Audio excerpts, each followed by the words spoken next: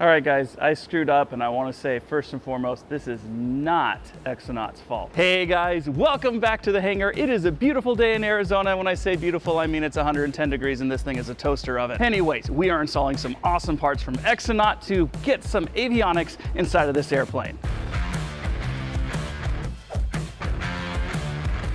So this is the part that I am talking about. It is an iPad holder for an iPad mini. I fly with the iPad mini 5 right now, and it's gonna be my primary flight device, displaying everything from the Level products. So I got this from x-naut, they kindly provided it, and I thought that I was gonna mount it using these points back here and put it on like a ram mount, but my plans changed. Let me show you. All right, we have a big gaping hole right here for this guy, and it slides in perfectly. Now, this was not designed for this application. Like I said, ram mount, I was planning on doing this, but then I wanted it to be more flush. So when we CNC'd the panel here, we cut out for that. So right here on the side is the switch to be able to turn it on, off, and to use the battery.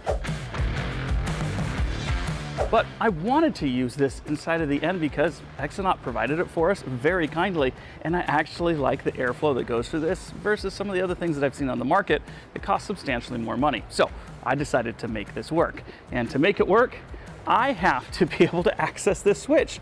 All right, I got this guy down on the workbench, but if we come down here where the back side of the switch is, what I want to do is remove that switch and hardwire wires to it, and we will wire it to this guy. You can see I've already got it figured out. We have on to be able to use USB power, and down here, battery. And in the middle, off. So that's gonna work perfectly. We just have to do that wiring magic to make it all work. So here's that board that we were talking about and the switch that is soldered on. There are the solder points right there. And I figured out what the leads are using my multimeter.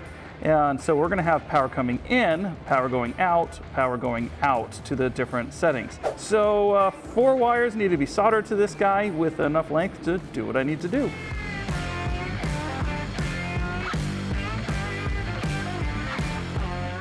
All right, guys, I screwed up, and I want to say first and foremost, this is not x-naut's fault. This is my fault for using this in a way that was not meant to be used in soldering the wires on.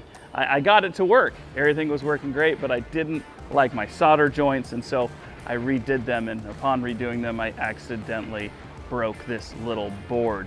And it's frustrating, and again, apologies to x-naut.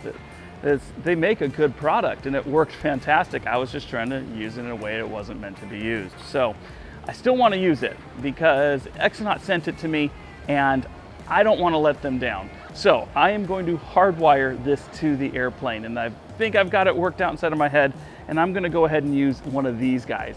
It's just a USB, and it has power on the end of that, and I should be able to use that same switch inside of the airplane and make this all work. So I'm going to sit down over here at the workbench, make this a little bit longer, and get it working. So yeah, let's get to that. Again, x-naut, I am so sorry.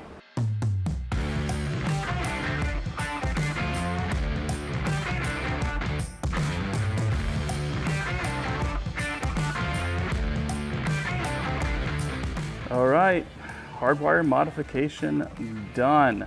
Everything's coming out of the back here, USB port right there.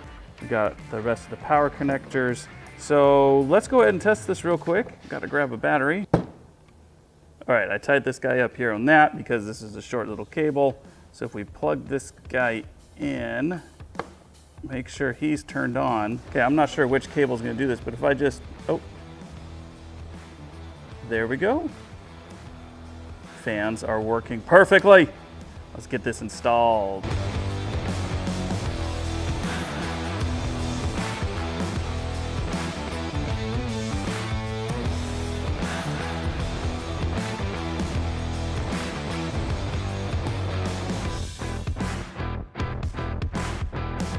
All right, we've got everything wired up now. I am very pleased with that.